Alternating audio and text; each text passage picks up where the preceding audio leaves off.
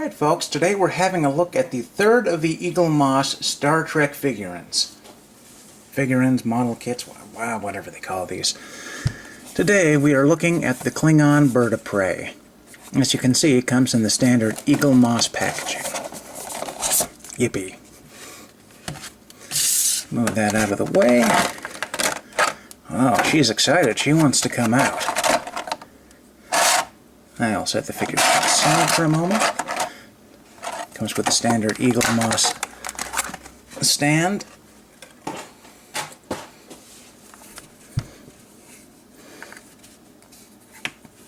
There we go. Now to display this particular figure, what you do is you slot the prongs on the stand into this little crevice in the aft engines. Let's go ahead and plug it in there so you get an idea of what it looks like when displayed. When displayed, she kind of swoops up in a nice looking attack pattern. Generally speaking, you see her swooping down, but seeing this kind of ship swooping up at you would be equally unpleasant. Now, this is an extremely accurate little figure.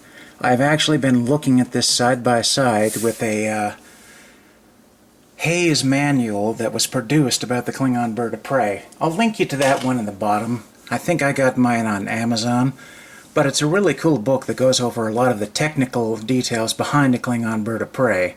Basically, it's a lot of fan wanking, but it's really good fan wanking. And this particular model, back on track, follows the color scheme extremely well. Looking closely, you can see each individual feather is painted.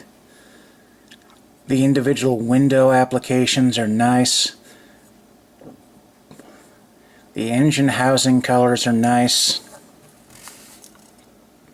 The underside has the more traditional bright red that you'd see on the wings versus the more matte and slightly earthy on the tone. The bright red rim bridge and the bright red bridge rim. It's also got a little bit of nice weathering and dry brushing effect to make it look mangy and filthy. It's got nicely detailed little disruptors and just all the little details you would expect. Nice, deeply etched patterns on this. Much better than a lot of the other figures. Some of the figures have their die-cast components with some rather blobby features because die-cast metal is hard to get these precise details with, but this one pulls it off nicely. For $20, this little 3 or 4 inch long bird of prey is a fantastic buy, and it comes with a really nice book with a lot of interesting concept art. Overall, there is really nothing I could possibly complain about on this figure other than the fixed wing position. The Klingon birds of prey are known for their warp wings, as they're called in the recent manual, being able to raise and lower. This raised position you see being the ship preparing to enter warp, and lowered being the position in which all of its energy is being channeled to its disruptors.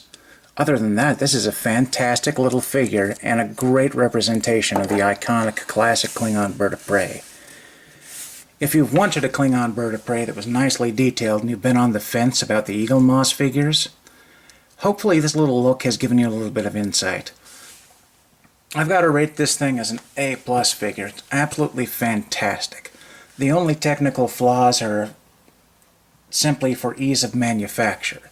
The lack of moving wings is by no means a deal breaker, at least for me. Anyone who's interested in these, I can definitely give you my personal ringing endorsement. Fantastic. Now, let's take a little trip further back in time, shall we? I'll see you in the next video.